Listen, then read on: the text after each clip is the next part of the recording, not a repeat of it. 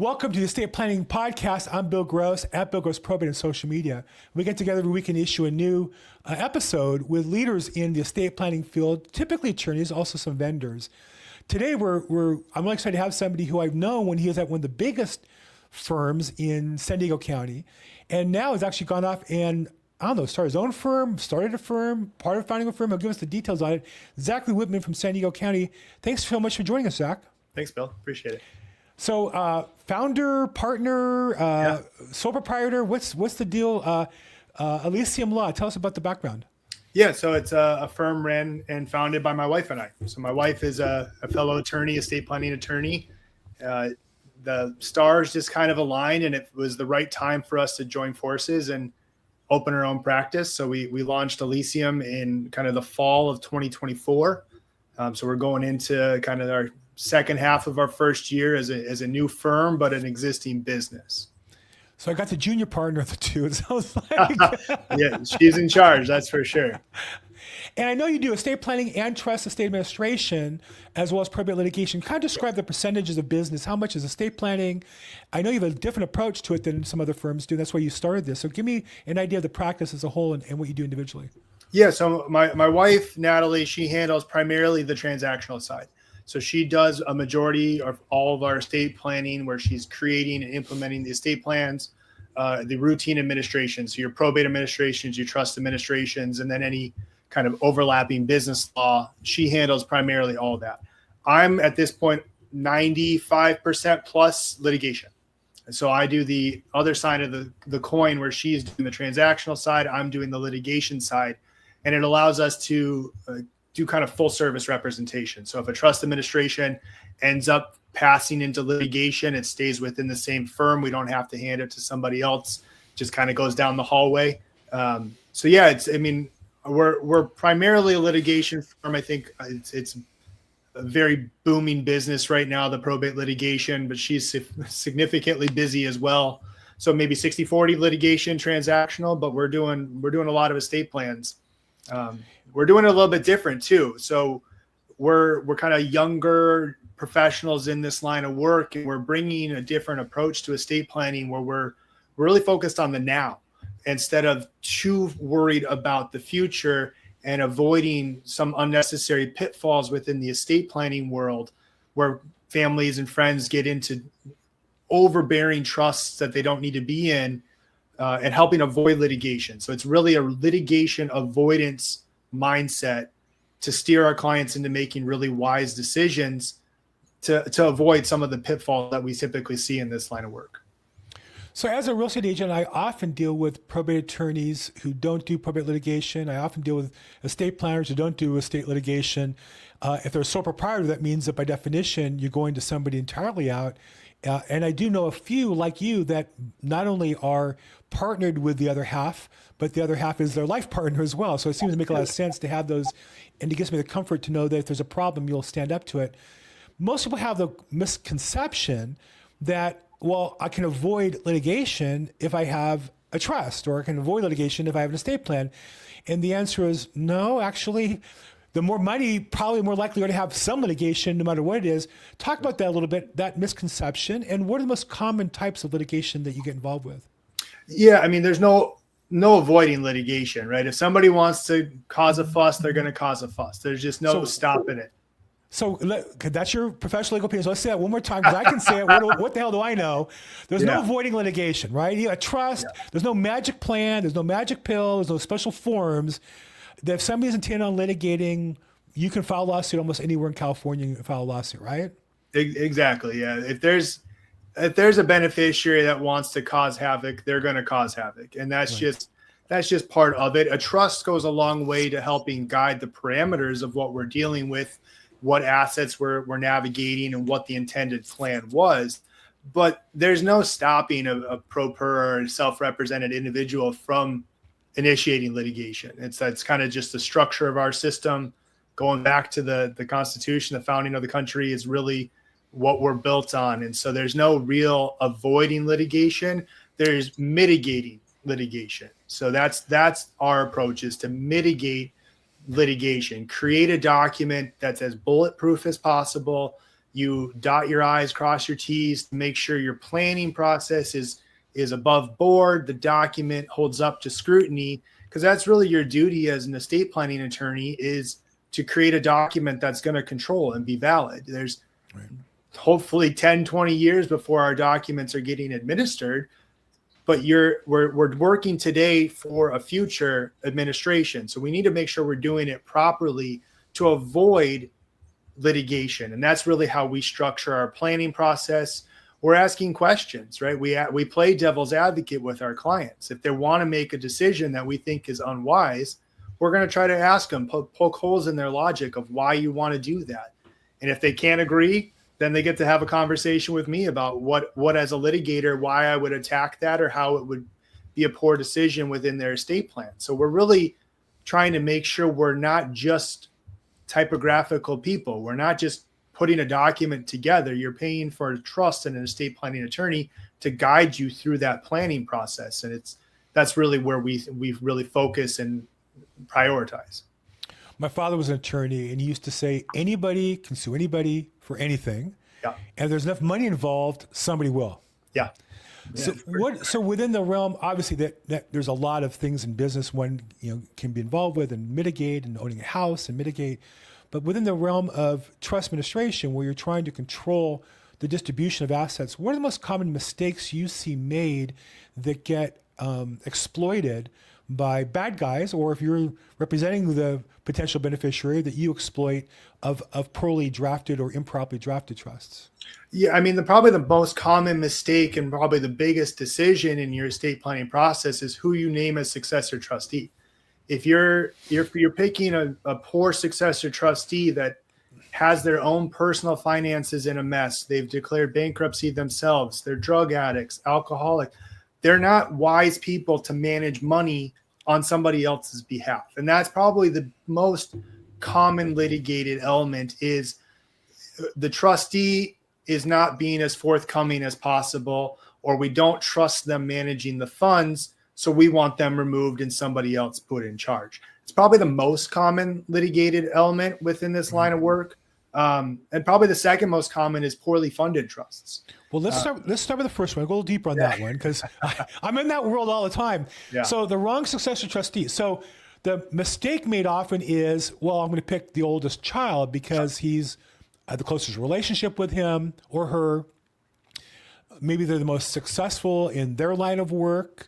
So there's some defaults as to why you might pick that. What might the characteristics be of the right successor or the right process to determine a successor? Yeah, I mean, it's really asking the questions of the relationships, the dynamics. How do they work within the family? Does it need to be a family member? There are professionals out there that do this for a living, professional fiduciaries. There's really a lot of questions to be asked about that individual. The standard customary is the oldest child or the oldest son is the one that's in charge. If they are not financially literate, they're not independently successful, they have animosity amongst the siblings, it's probably going to lead to some form of litigation. Right. Whereas maybe the middle child that's always acted as the broker between the other children or the other siblings, maybe that's the more appropriate person to put in charge. Right. It's ultimately going to cause grievances. I mean, there's always animosity towards your other sibling of why were you picked to be in charge? And that's always going to end up as some kind of element of disagreement of why did you pick this person? And they feel slighted. I should have been the one that's in charge of the trust. I'm not the named trustee of my dad's trust. And that could be a problem because my older brothers are in charge and we'll see. So there's always that stigma of I need to put the oldest in charge. And that's often maybe not the right decision. If the kids are at each other's throats now, maybe this is time to put in a neutral that's just going to marshal the assets and everybody gets what they get. Is always a viable option. As the oldest who went down that road twice, if I had a chance to, I guess you always could decline, but it's hard to decline your parent when they ask you to do something. But I mean, it's a job. I mean, the reason why neutrals get paid, the reason why the administrator in a probate has a right to charge statutory fees is because there's work involved. And I think that's the other part, that like any other business, there's people who approach their work with a customer service attitude and solve problems and anticipate problems and do it. And there's other people who begrudgingly fill out every piece of paper. Well, but you're getting paid to do it. And that's the challenge there. The other question is, when you have multiple choices in the family for a successor trustee, what do you advise, or is it, again, based on questions, letting people know they are or are not the successor trustee, or they are or not the second or third choice? How do you advise customers? Because it seems to me that when they discover that up front and they know that, maybe there's some resentment, but in general, but when they're surprised, it's kind of like, the explosion's bigger when it's a tighter wrapped piece of dynamite. So how do you advise customers on how to tell multiple, siblings, children, who the successor is and who is not? Yeah, I mean, the terminology I like to put in front of the clients is, this is your document. So it's really up to you of what you want to tell your family. You might be changing this document many times over the course of the next 10, 15 years. Mm-hmm. Maybe you're going to have a falling out with that child. And then you've already set the threshold that they're going to be the ones in charge. I tend to think, I don't encourage them to divulge all the information and say, this is what my plans are. If you're going to disinherit somebody, you might want to give them a pretty good idea why they're getting disinherited, or at least the attorney should document the file to make sure they know why they're getting disinherited, because that can come as a surprise. But who's in charge? You probably want to, if you're starting to fail in health as you get older, it maybe makes sense for them to know, because they might need to assume that role during lifetime. And so it's really a case-by-case scenario. But a younger family in their 50s with kids in their teenage years, they don't need to tell the kids that you're going to be the one in charge, because who knows what it'll be when you eventually get around to administering. So obviously a lot of questions, a lot of possibilities that need to be discussed in detail. We hit over a couple of them on the first mistake, which is the successor trustee. The second most common mistake you mentioned already was forgetting to fund the trust. I literally am the broker of record for a $40 million trust with $20 million worth of real estate. But I say not a trust, of an estate. It's a probate estate. They went to the estate planning attorney. They met the estate planning attorney numerous times. They wrote big checks for the estate planning advice. They got a great proposed document in a beautiful binder, but they never signed the document and never deeded the property and put it into the binder, i.e. didn't fund the trust. So let's talk about common problems that prevent that, and what are things you might do to help people avoid those mistakes? Well, I would say that probably the biggest mistake is using a online platform, right? The LegalZooms of the world, they don't do the effort to fund it for you. They just give you a document. There's a lot of estate planning attorneys that do the same type of approach. You don't meet with the attorney more than maybe once, or you just trade some emails and they send you a document. If they're not giving you a good enough roadmap, you're probably not knowing you need to sign a quit claim and go record it with the county, with your PCOR, and doing all the right steps. And so using a reputable, good estate planning attorney that's going to take the time, yes, it's going to cost a little bit more money, but it's better to do it intentionally and with a reputable attorney that you're going to get it done right than cutting corners. And you can always drive down the highway, you'll find a poster on the side of the $500 trust. They're not going to do the effort to make sure it's funded. They're not going to walk you through making sure your bank accounts or your retirements get beneficiary designations. That's a really important part of the process for the estate planning attorney. You're not done when the documents are signed. You have to get it funded. That's part of the responsibility of the attorney to help with that process. So now you say that, and I agree 100%. As a businessman, not as an attorney, I'm not in the bar association, I'm not an attorney. But as a businessman, the customer hired you to solve the problem. They didn't hire you for your legal advice and then them go about their job. And there are consultants that do that work. But I believe the customer's intention when they hire the attorney for estate planning is to solve the problem. The problem is not solved unless the estate plan is executed and the assets are funded in the plan. And to me, that's a minimum standard that I know it's hard to live up to, Now you're taking on responsibility for your client's actions, which none of us want to do that. Sometimes we have to push our clients and they're upset with us because we're being too pushy, we're being too much follow-up. But at the end of the day, that's what makes us effective and valuable to our customer. Yeah, I mean, the only asset I can really control for my clients is the real property. Right? I can have them sign a deed at the signing appointment. I can physically go record that. I can't go to your bank for you. I can't go to your brokerage accounts and change beneficiary designation. So it is important that we follow up with that and do the duty to our clients. I'm not going to say it's malpractice, but it's as close as you probably want to get to not help get these trusts funded. You're giving them an empty document. You took their money. You might as well do it all the way and get it done. I'll say it's bad business. As a business person, I don't have any judgment on the legal side of it, and whether it's malpractice or not, that's a legal answer. But in terms of business, you're not doing your job. You're not serving the customer. You're taking your check, you're getting paid, and the customer didn't receive the value they thought they did. And they won't discover it, unfortunately, for 5 or 10 years. Yep. And to not call them back and say, hey, by the way, I gave that to get signed, a month ago. Where is it at? To not follow up. You'd follow up if they owed you the check. You'd follow up on their payment. We all have different methods for following up and getting paid. We need to have one as well on completing those documents. And so let's talk about what that looks like. You have a trust. Now you've done the estate plan, and maybe one piece of property is outside of that of multiple. Maybe it's another state. Maybe it's purchased after the estate plan and wasn't done in the trust. Talk about the litigation involved in that to try to get treated. In California, we do have a process called a Hegstead petition. Hegstead petition. We have such a procedure. Most states don't. Talk about though, what kind of litigation might you see? Who's going to argue that? Who's going to make that difficult?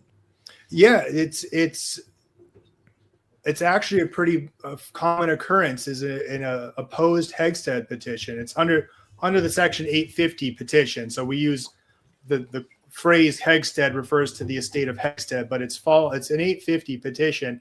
A lot of states don't have it. They make you go through the probate and then you administer the pour over will to put it into the trust. Hegstead, you get to kind of circumvent that process, which is nice. But there's always somebody that says, well, they intended to keep it out of me, and that was their plan, so that it's going to go outside of the trust to this person, and it gets all muddled, and then you don't know what the true intentions were, and it gets hostile, and that's a good opportunity for some form of elder abuse or caregivers taking a property. It's a lot easier to kind of get it under the cloak of night when it's not already in the trust. I believe, having interviewed attorneys in about 25 states so far, I don't believe there's anything like the Hegstead petition option in any other state.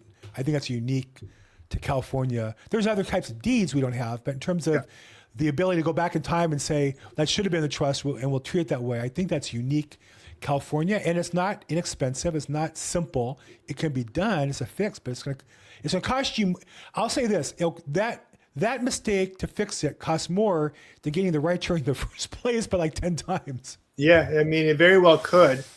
Estate plans are modestly priced, but an ongoing litigation can cost hundreds of thousands of dollars. Yeah. If it's opposed, I have a couple right now that are contested. Hegsteads are contested 850 petitions that were fighting over whether this what was their intention, to put it in the trust or not to put it in the trust. And that's a big fight, and it can cause problems. I have a client who came to me, and his father created a trust for the purpose of providing for his wife. I think it was like a remarriage, so it was like the next wife. The first wife, I think, passed. Second wife, he wanted the trust, and he listed the assets and excluded 2 pieces of real property that today are worth, if you were to sell them, worth $1 million, $2 million each. But he clearly left them out for the benefit of his son, who would have, through probate, been the inheritor. Now, maybe he should have had a separate trust and named them. Okay, that's true. He didn't take that extra step. But it looks like the wife sold the property on the basis they were in the trust and was able to and now the son has a lawsuit claiming an 850 petition after the fact. It looks like he won that, and now they have to go back and claw back the property from the for the title company to get money back or some sort of a claim. So these are very complicated issues that small little things you don't think about end up becoming major issues. What else comes to mind as a major source of litigation? I can think of one or two, but your practice is probably different. What's one or two other things that you think of as regular sources of litigation problems? Yeah, I think right now we have a very big influx of conservatorship proceedings. While the elder is still alive and they have estate planning documents, but Alzheimer's or dementia, cognitive decline is started, we get a lot of these after the holidays when we finally get around checking on family. We spend time with grandma and grandpa and realize they need some more help. And so we end up in conservatorships, which they're supposed to be the least restrictive option, right? The court's not supposed to grant a conservatorship if we have other resources, estate planning documents, wills, trusts, powers of attorney. But if those are questionable documents, then we have a contested battle between brothers and sisters on who's going to be the decision maker for mom and dad. That's a hotly contested issue, and it can be very, very litigated over who's in charge. And that's a big fight. If you are acting as trustee or power of attorney for mom and dad while they're living, your responsibility to account and inventory assets you're marshaling starts at that moment you take over, not when mom and dad die. And so then you end up with disagreements between siblings about whether you're appropriately spending on mom and dad's care. And that's a really uncomfortable conversation to have, that I think you're overspending on food and care for mom, so I'm inheriting less down the road. That's not a good position to put yourself into, but those are arguments that are made on a regular basis. I've seen been in court. I'm sure you've been part of this, but I've seen in court arguments where one child took mom to the doctor's appointment and they stopped at McDonald's and they turned the receipt for both of their hamburgers, fries, and Cokes. And the attorneys are arguing only mom's is paid for and you're supposed to pay for your own. And really, but I mean, technically, I guess that's the law, or depending on the circumstances. But those little fights, you think, well, what's the big deal? You're paying your attorney hundreds of dollars an hour to sit in court and discuss that. And then you have the court-appointed attorney, you got this attorney, that attorney. Yep. It's just amazing, these fights.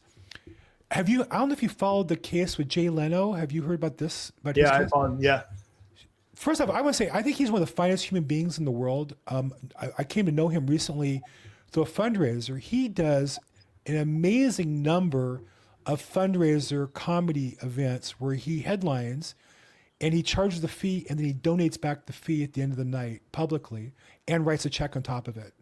And because he has no kids and he wants to be active. And recently I was at one where he, 3 days before, fell down a hill and had a broken rib and an arm and a cast in his face. He still came to the event that we were a part of. Yep. But it turns out for all the attorney's fees he must have spent his career, how much, if you were to guess, he must have made $100 million.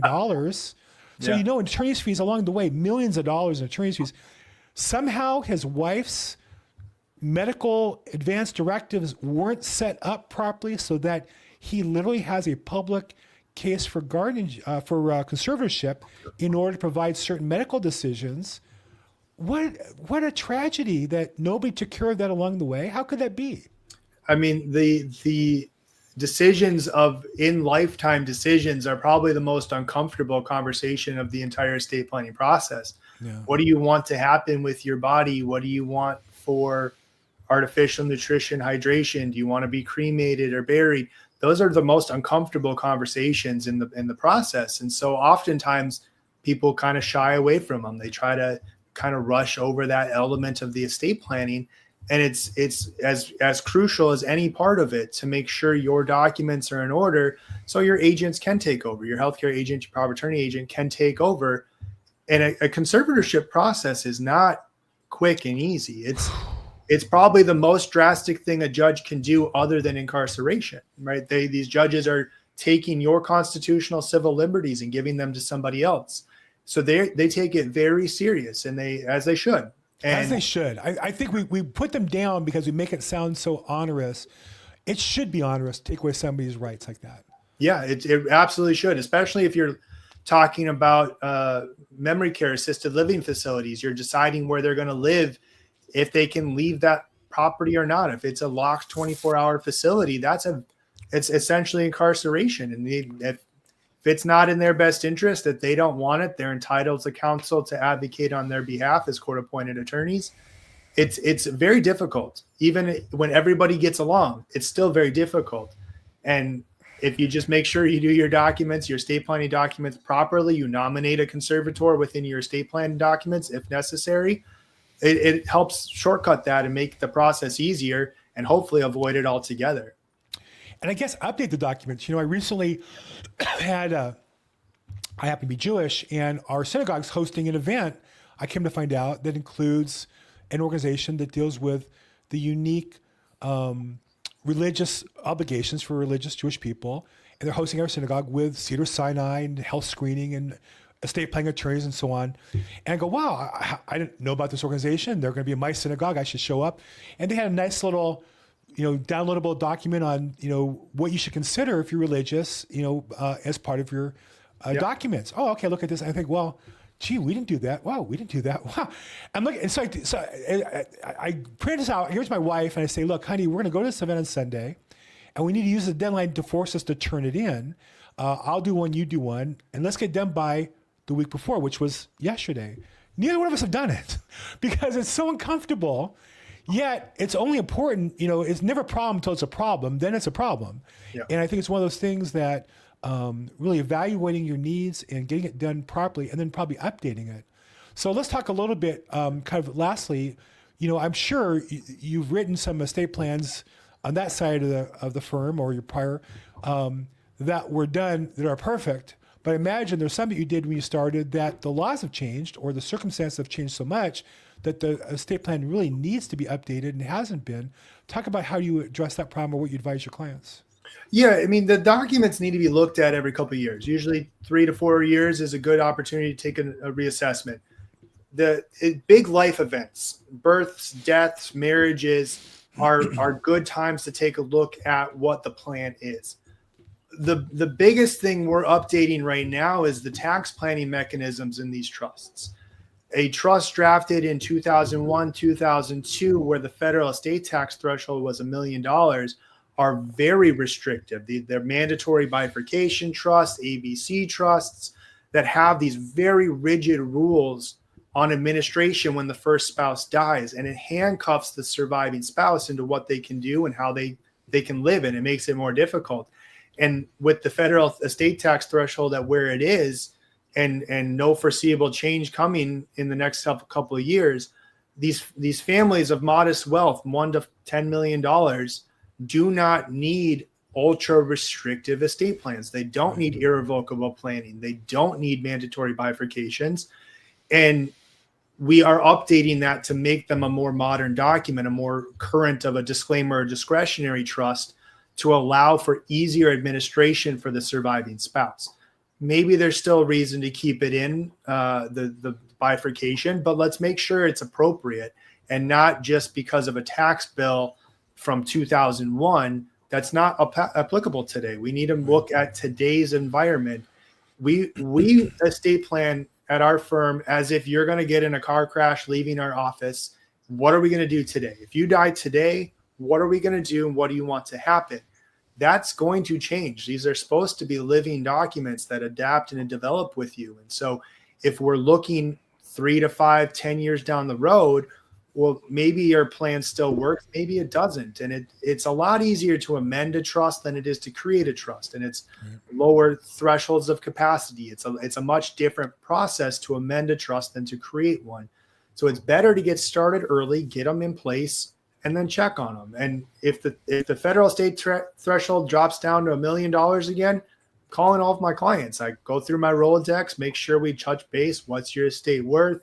What do we need to do? It's better to be, in my opinion, it's better to be reactive than proactive when you're talking about ultra over restrictive decisions that are going to make it more difficult on the surviving spouse. And that's my biggest concern when we're planning is when first spouse goes, what are we going to do? Second spouse goes, what are we going to do? and you don't want to make it so that the surviving spouse has restrictions on access to funds. They might need it for care and health. And so that's probably the biggest area we're looking to update right now, for these estate plans from 20 years ago.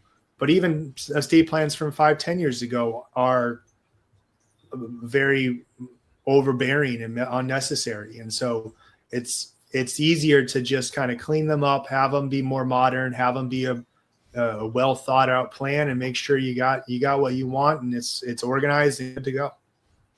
On the litigation side for business development, I know oftentimes people call me and say, "Hey, I need a attorney. I have a argument with my brother or whatever heir," and then you find out what it is. That, well, he hasn't responded in a timely manner, or I haven't heard from him, or I don't like what he's doing, and I try to explain to him that litigation is an expensive process.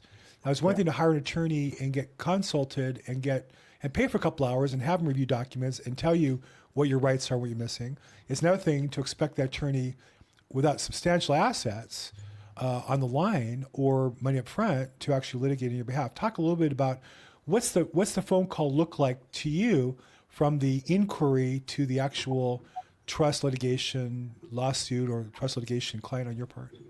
Yeah, I mean, we always start with what's the issue? What are we mad about? What do we think is inappropriate? If we don't have a strong enough claim for impropriety or improper behavior, the gate stops there. But if there are unreasonable actions or we're concerned, well, then we got to look at what we're really dealing with. Is it worth it, right? Some families just want to watch the world burn. And I have clients that say, I'll take zero as long as my sister gets zero. And there's a world for that. It's not a pleasant world, but there's a world for that. But for most part, if you're spending money on an attorney, you want a return on your investment. So you need to be able to demonstrate that there's an asset worth going after. Most of the time it's real property. That's the biggest asset 90+% of the world will own is a real property. Has it been sold, or can we put a lis pendens on the property to stop a sale? And making sure that we can recover at least enough to cover the attorney's fees or make you feel more comfortable with moving forward with the administration. But it's kind of a global look at the situation. One, is it inappropriate behavior justifying continuing the conversation? And then is there enough worth it to get back what you want? And if it's money you want to inherit, you want more inheritance, then we got to make sure there's assets that are worth going after.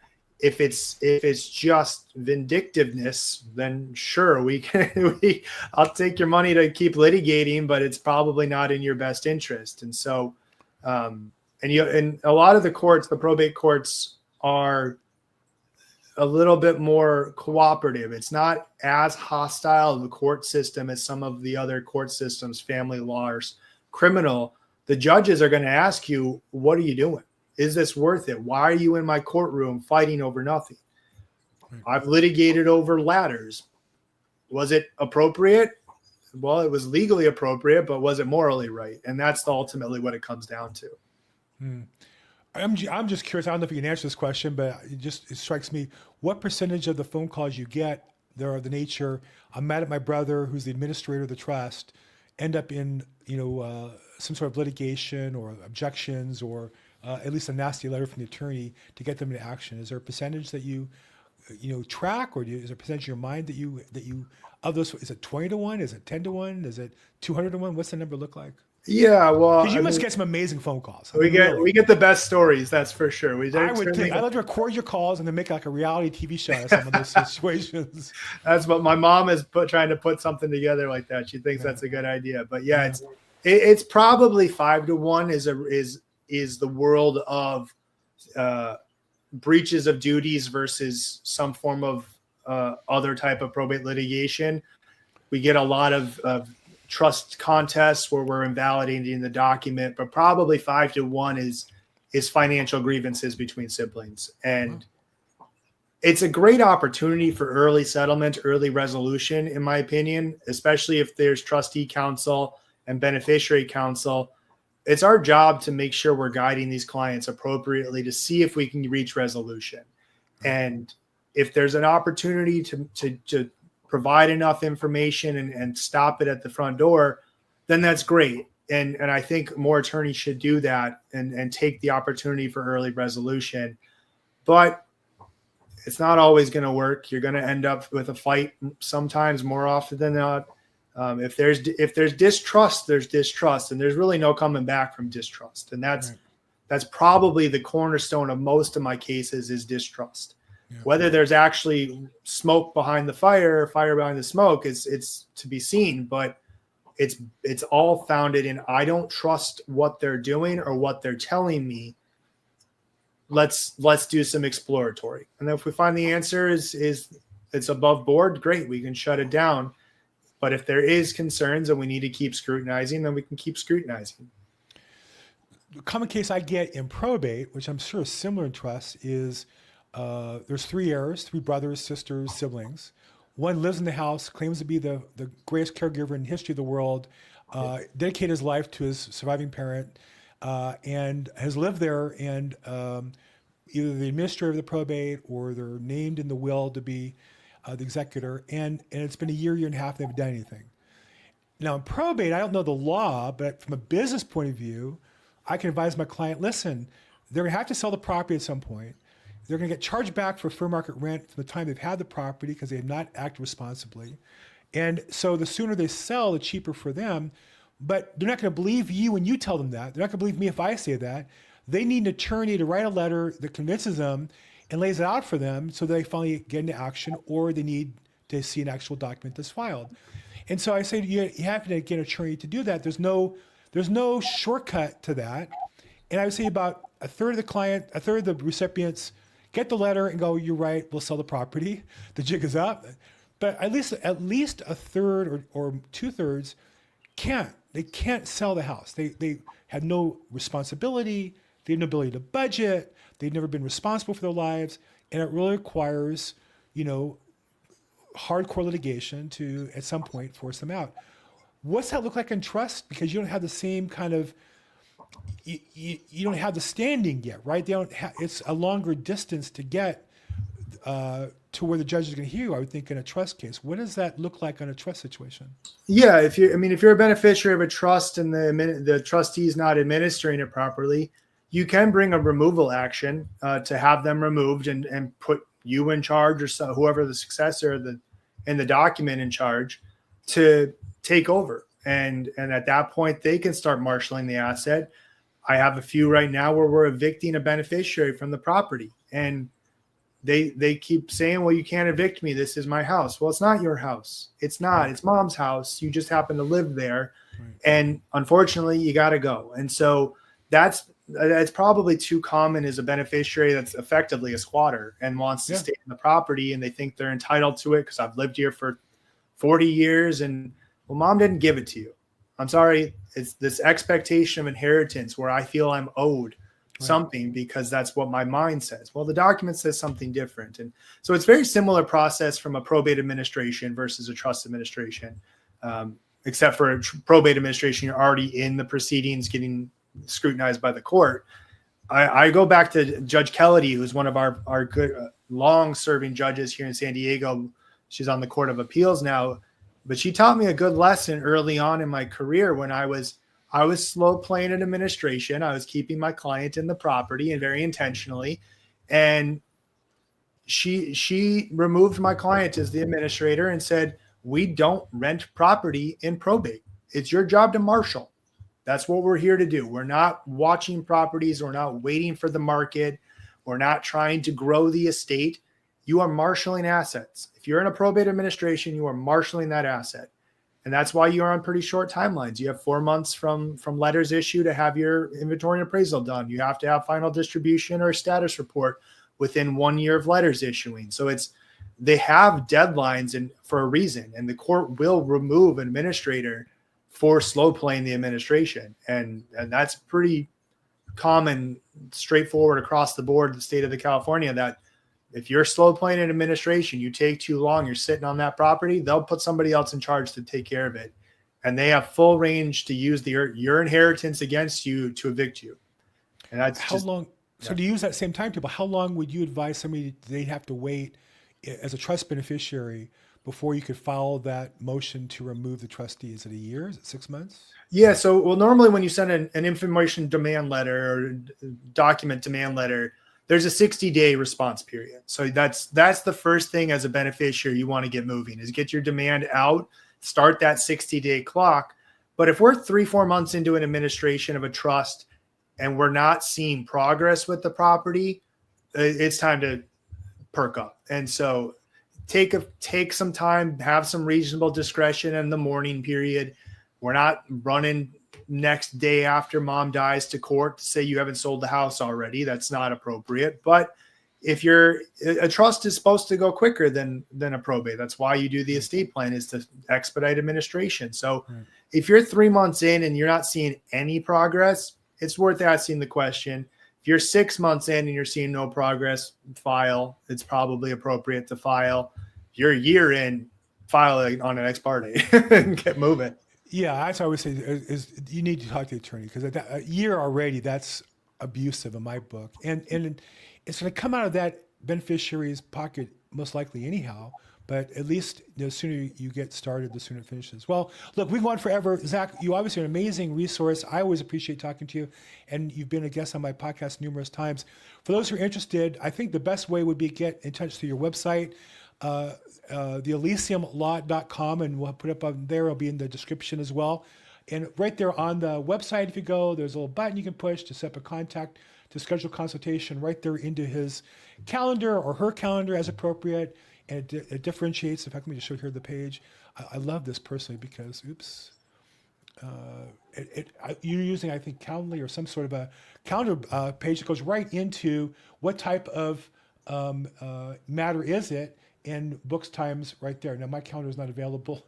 I'm booked up. So that said, you get the appropriate answer to your question right away from a proven track record, great attorney, and her husband, Zach, as well. So congratulations. You're coming up on 1 year, but congratulations on the new firm. But I knew you when you were at one of the larger firms in San Diego, and I know you've been successful practitioner down there as well. So I really appreciate your time. Thank you so much for being with us today, Zach.